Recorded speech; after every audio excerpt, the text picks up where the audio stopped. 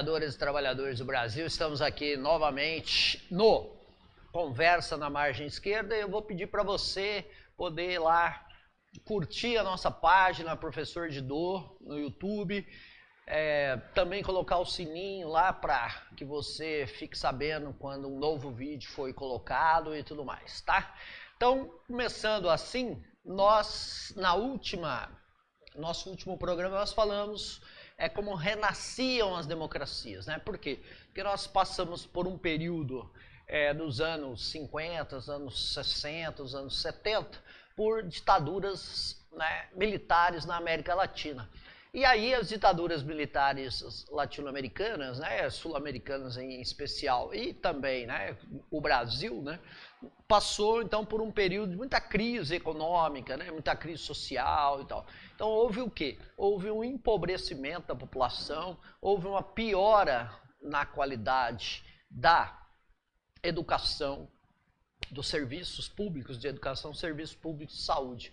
E aí nós tivemos hiperinflação, tivemos grandes problemas também ligados ao desemprego e tudo mais. Então houve uma crise mundial, né, final dos anos 70 e início dos anos 80. Então aí, né, as democracias voltaram, né, inclusive no Brasil, a partir de 1985, nós tivemos o fim do período militar, né? A ditadura militar acabou exatamente no dia 15 de março de 1985, quando houve a posse de um presidente civil, né? Desde 1964, que o Brasil, né? Desde abril de 64, que o Brasil tinha ou teve, né, presidentes militares, né?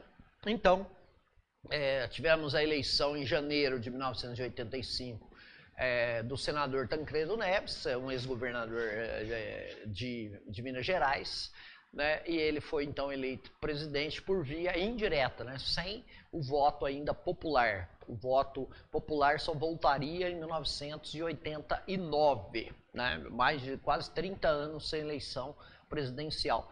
Mas houve uma redemocratização, houve a convocação de uma Assembleia Nacional Constituinte e a aprovação. Então, depois de 21 anos, nós tivemos a volta do Poder Civil e também a eleição de uma Assembleia Nacional Constituinte, que fez com que houvesse uma Constituição democrática para o Brasil, que foi aprovada em 1988. Então, nesse período, né, qual que era a grande esperança, né, da população brasileira, do povo brasileiro em geral, né? Era exatamente que a democracia pudesse acabar com aquela crise econômica, crise social que marcou, né, os anos finais da ditadura militar no Brasil, com grande desemprego, com o aumento da pobreza, o aumento da miséria e tal. E com a democracia, né, e uma Constituição democrática, a ideia era que realmente a situação pudesse melhorar.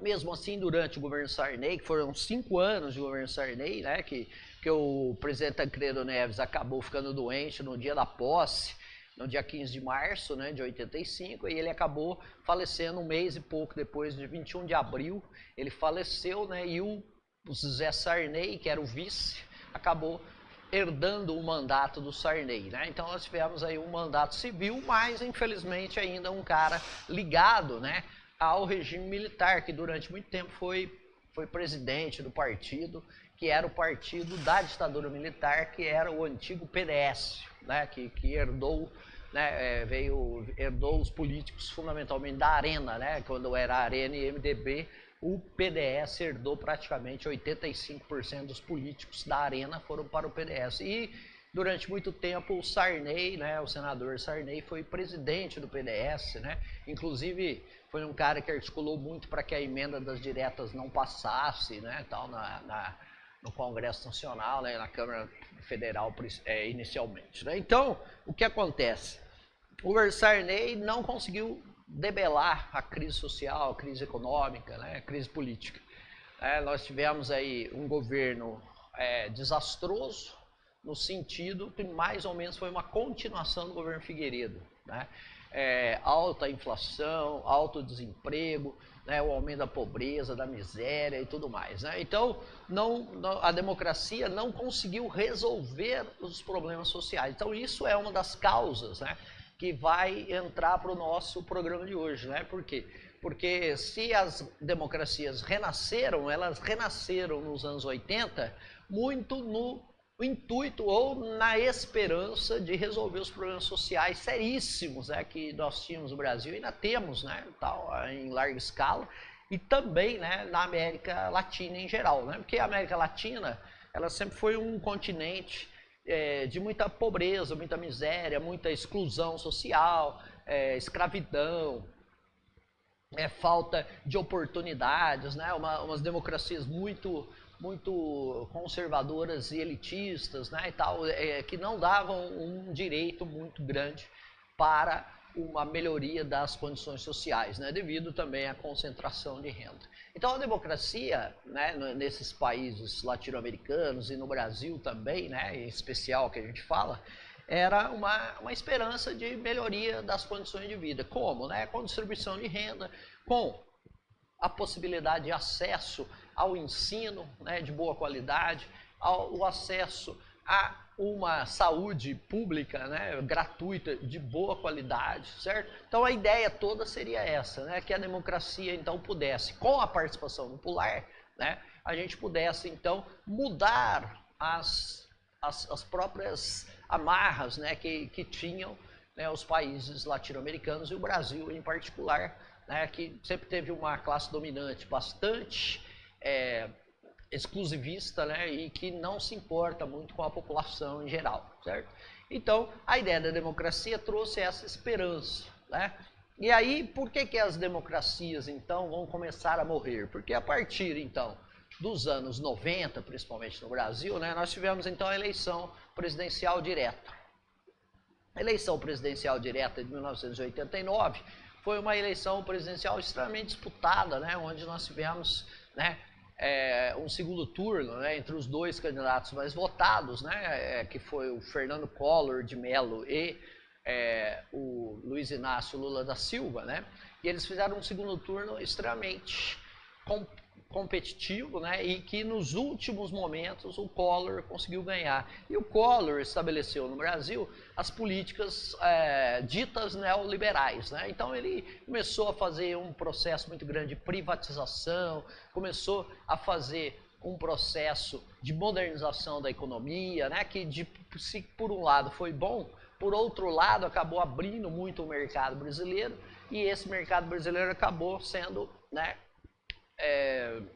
vamos dizer, invadido por produtos industriais, né, de outros países, né, dentro desse processo também de globalização, e isso foi gerando problemas também internos no país. Então, por exemplo, começou a haver também o desemprego, né, continuou alto, né, problemas também na questão da distribuição de renda que não aconteceu, né. Nós tivemos um plano econômico para tentar debelar aquela inflação que era, né, uma inflação altíssima ainda no país, né, inflação de 80% ao mês, 70% ao mês, né, inflação extremamente alta. Então, quando o governo Collor assumiu, né, no início de 1990, havia uma esperança de que pudesse haver uma melhoria das condições sociais, mas muito pelo contrário, né, as condições sociais continuaram iguais, o plano econômico estabelecido não conseguiu efetivamente fazer com que a inflação baixasse, né? Ela baixou durante alguns meses e depois voltou a subir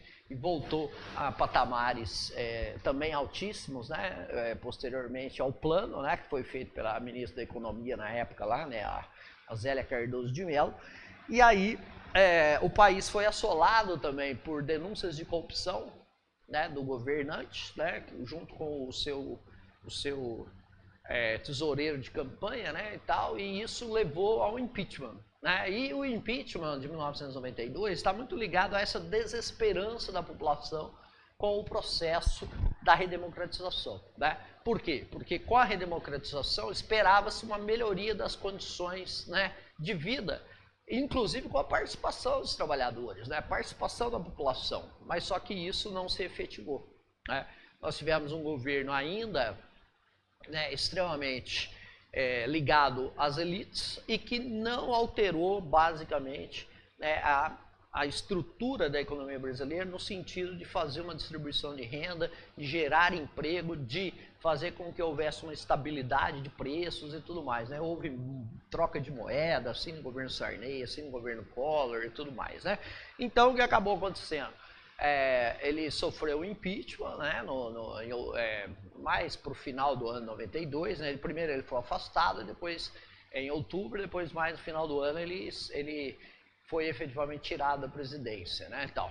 E aí o vice-presidente Itamar Franco, né, assumiu a presidência da República interinamente num determinado momento, depois de 3 meses ele assumiu definitivamente, né. Nesse período também nós vamos ter uma reforma, né, uma revisão constitucional, e essa revisão constitucional faz com que houvesse, então, um mandato reduzido do presidente da República de 5 para 4 anos, porque a Constituição de 88 aprovou um mandato de 5 anos, né?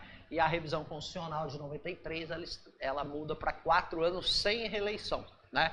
Essa reeleição vai ser depois aprovada por emenda constitucional no governo Fernando Henrique.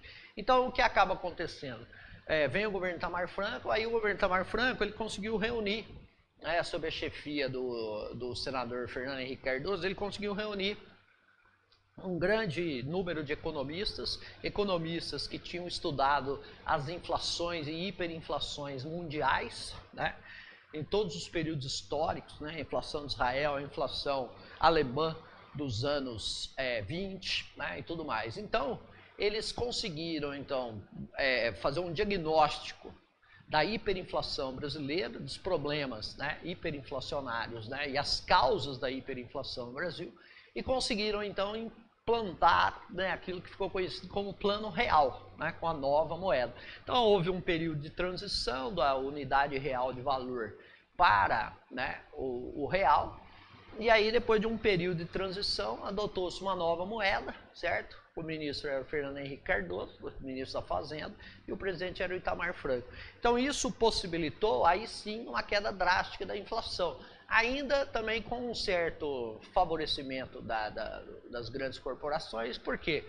Porque os preços, né, acabaram sendo nivelados pelo mais alto patamar, enquanto os salários foram nivelados pela média, né? Então houve até uma perda salarial com o Plano Real, fazendo com que não houvesse, né, aquela esperança de que com o plano econômico que pudesse dar certo, nós teríamos uma alteração estrutural da sociedade brasileira no sentido também econômico, né, como uma distribuição de renda, coisa que não aconteceu. Mas, sem dúvida nenhuma, houve uma queda drástica da inflação e houve, a partir daí, um controle maior da inflação no Brasil. Então, a partir de 1994, 95, sem dúvida nenhuma, a inflação brasileira deixou de ser uma hiperinflação, né, passou a patamares dos países europeus, Estados Unidos, né, menos de 2 dígitos por ano, né?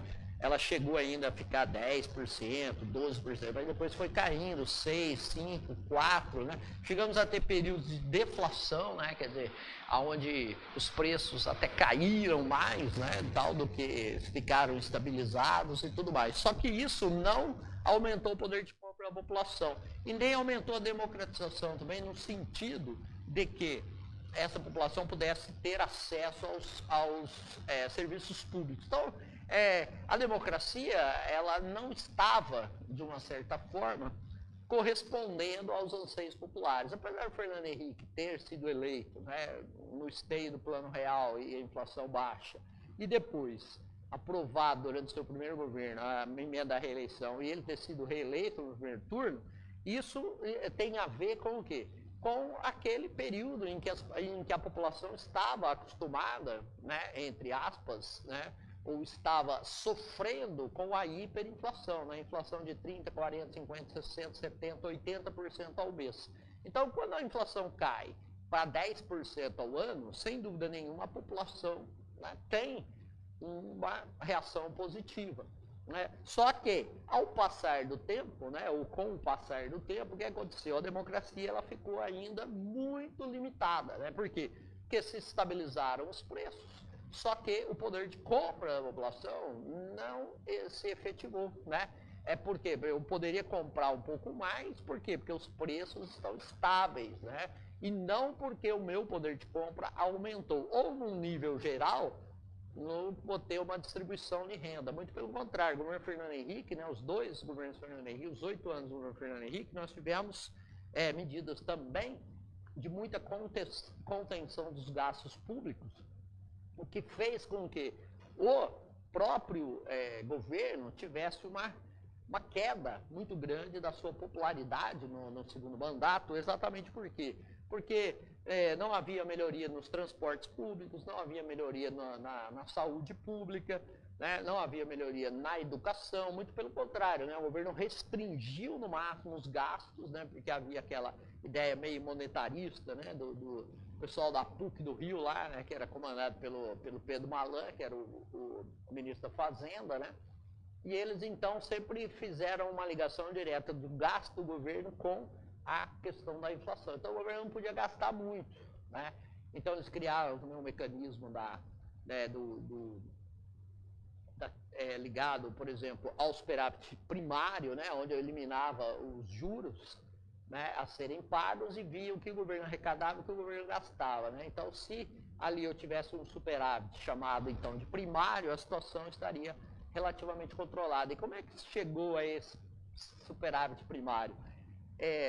Diminuindo drasticamente, né, os gastos do governo e também fazendo reformas da Previdência, né, que foram extremamente lesivas à população, principalmente, né, a população que trabalhava em regime CLT, né, que foi extremamente afetada, né, por essas questões, né, de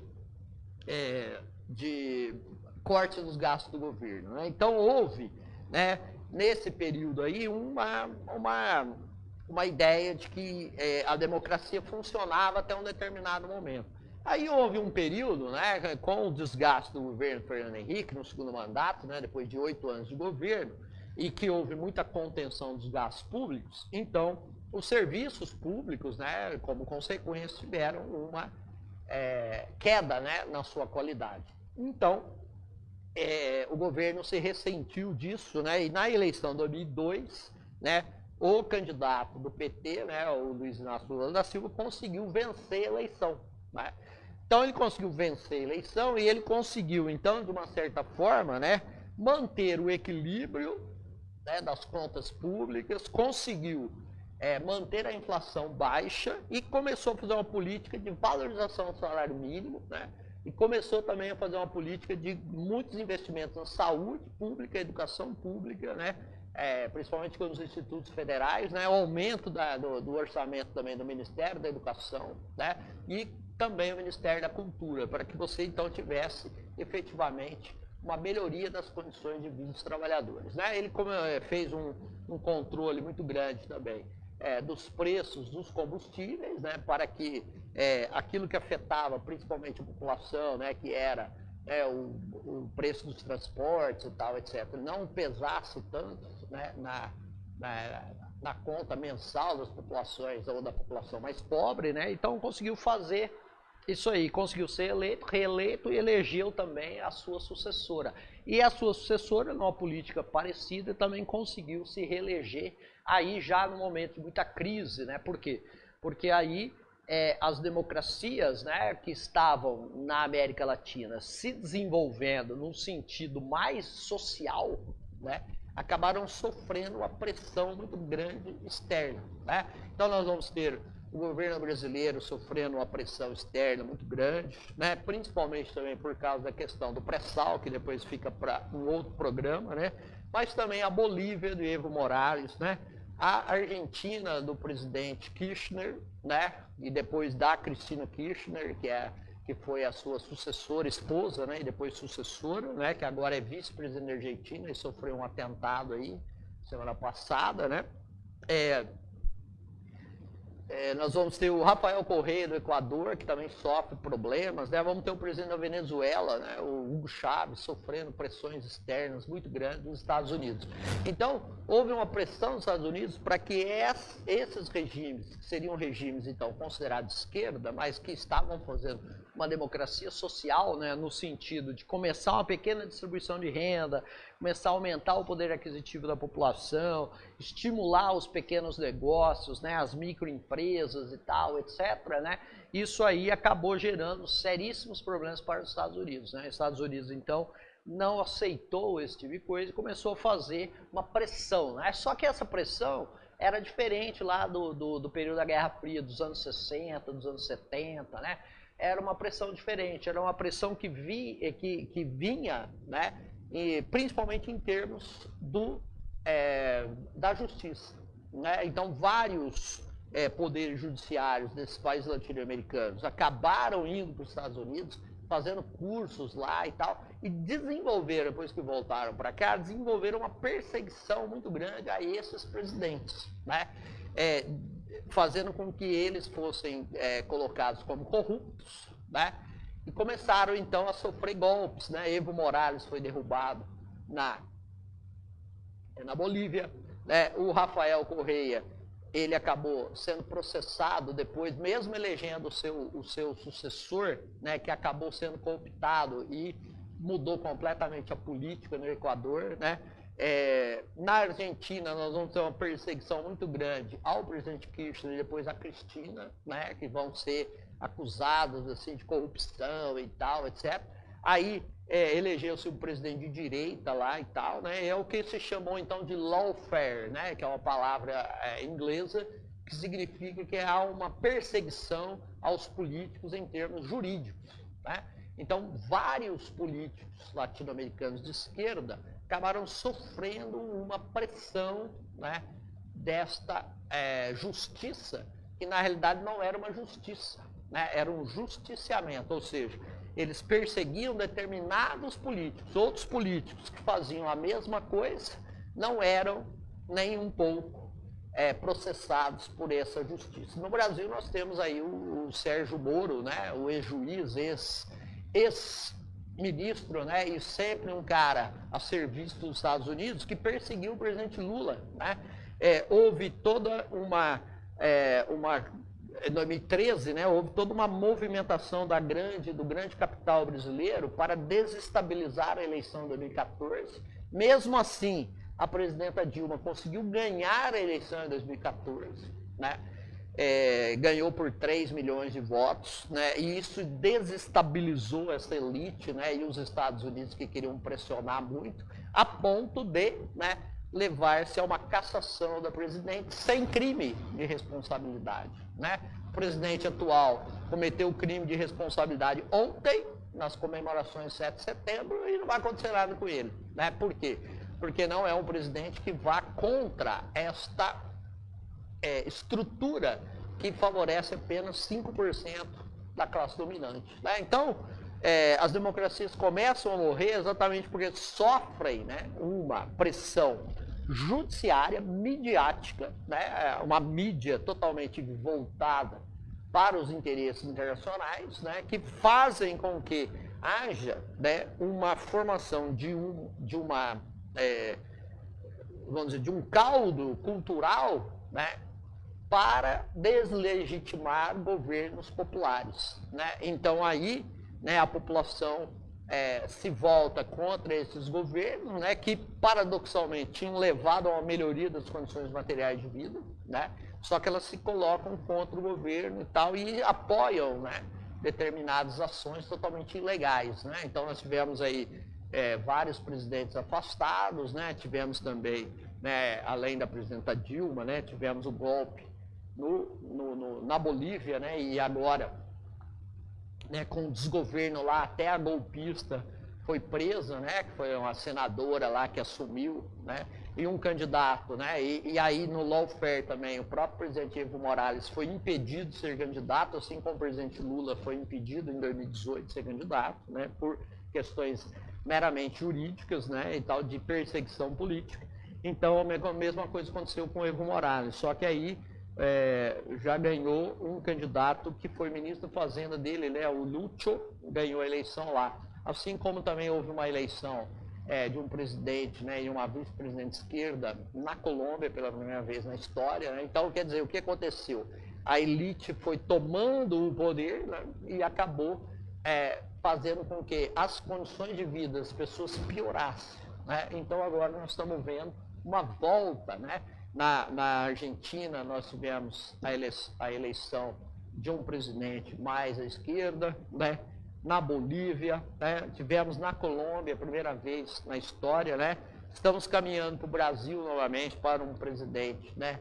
De esquerda. A mesma coisa está acontecendo no Peru, né? Apesar de toda a pressão lá também, né? Que o pessoal faz, né? Contra o presidente. E também inviabilizando, né? Políticas sociais mais efetivas, né? Mas é assim, né? Então as democracias morreram exatamente por pressão, né? Dos Estados Unidos, que se aliou a uma elite, né? Uma classe dominante extremamente desagregadora, né, internacionalista, que não tem projeto de país, né, e leva, então, a piora das condições de vida. E isso você vê no Brasil de maneira efetiva, né? De 2016 para cá, quando houve o golpe, todas as relações, né, sociais pioraram, a violência se estabeleceu, né, inclusive a violência política, né, as milícias, né, e tal, etc. Nós temos o aumento da violência policial e tal. Isso se dá sempre contra o povo pobre, né? Porque contra o povo rico não existe nenhum tipo de ação, né? Então, o que é que nós precisamos ter agora, né? Precisamos ter não só a vitória, né, desses políticos, né, que podem fazer um governo mais de distribuição de renda e de melhoria das políticas públicas para a população mais pobre, como também nós temos que fazer com que haja, né, efetivamente uma cultura política de valorização da democracia, né? Para quê? Para que nós não tenhamos mais, né, pessoas que vão atacar a democracia, né, se utilizando, né, de maneira falsa da liberdade democrática. Então a liberdade democrática, como bem falou o ministro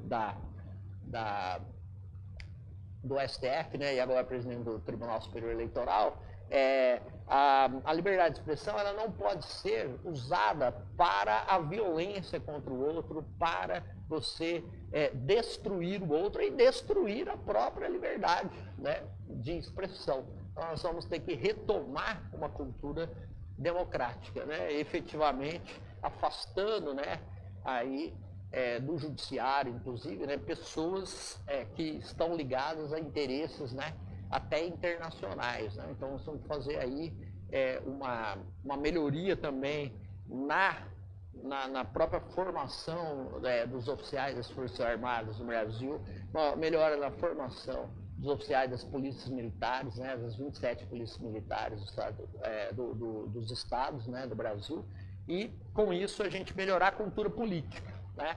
Por quê? Porque a democracia ela prevê, né, participação popular para que haja uma melhor distribuição de renda, melhores serviços públicos para a população, né?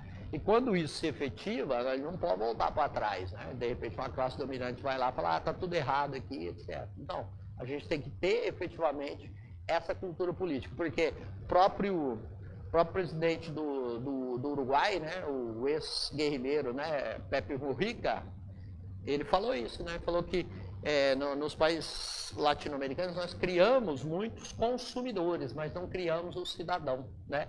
Então uma nova onda de governos mais populares na América Latina, ela tem que criar efetivamente a cidadania, no sentido de valorização da democracia, né?